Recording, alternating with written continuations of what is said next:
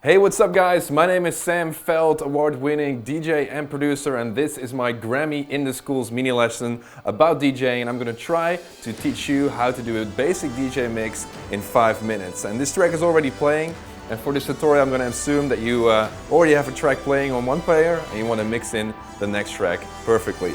So a few things you wanna take into account at first. Make sure that your crossfader is off, otherwise it might mess up your mix. Master tempo is on, and that none of the effects are actually on. You can check that by pressing these buttons and making sure that none of these are lit up. So first thing you want to know is the tempo of the track that's already playing, and as you can see right now on mixer on player 1, you can see that it's at 126 BPM. My track that I have over here is at 123.6, so I need to adjust that to make sure that they match each other. I'm going to put this at 126 as well, and while this is playing, I want to make sure that this and this is in the right key, or at least a compatible key. So I use a program called Mixed in Key for that analyzes the track and then provides us with a key annotation in the form of a 9A, a 9B, an 8A, as you can see over here in the comments. So this one, my Post Malone intro, has 9A as a key. So I need to be able to look for a track here that matches that key. And you can always go up 2 or go down 2 or stay in the same number. So for 9 I can use a track that has a 10 or an 11 or a 7. And in this case I'm going to stick with the 9 because that's the easiest mix to show you guys. So my track 2 Hearts, my recent single, as you can see here, has a 9B annotation. So these tracks should match on the tonal level pretty well. I've checked that the tempos are correct, and now it's time to cue the second track in. And you can do that in 2 different ways. You can use the hot cue buttons like these ones that I've got set up, or you can just use the main cue button over here.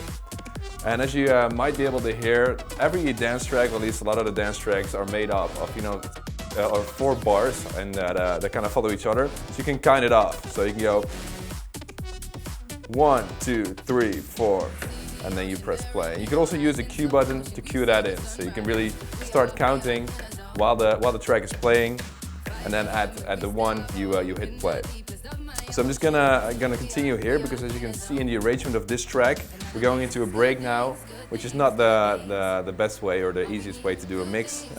Usually when you start off DJing, you always want to make sure that you're either mixing from a drop into a break or from an outro to an intro. So it's building up again right now. I've got everything lined up. One thing I forgot though on this CD player, which is very important, is the master tempo, which makes sure that the track stays in the original key even when you play around with the tempo, instead of distorting it and instead of changing the keys, so it doesn't harmonize well anymore. What? Oh well, was a little bit too late. So this would be a good time to start cueing this one in. So I'm going to count along. 1, 2, 3, 4. 1, 2, 3, 4. 1, 2, 3, 4. 1. So right now these are both playing, and I'm going to show you what it sounds like right now by putting both of the faders up. Doesn't sound right? So what I need to do now is with this jog wheel, make sure that these tracks align perfectly on the grid. So as you can see, I pressed the cue button here a little bit too late. But by adjusting it with the jog wheel, I can actually make sure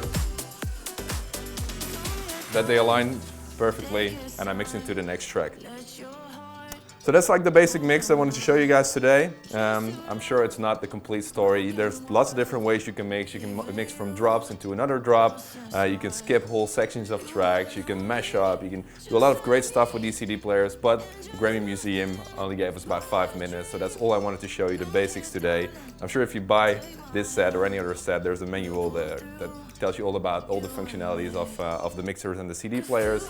But hopefully you get a little bit of insight today in 5 minutes of what's happening in the DJ booth. Ciao, ciao.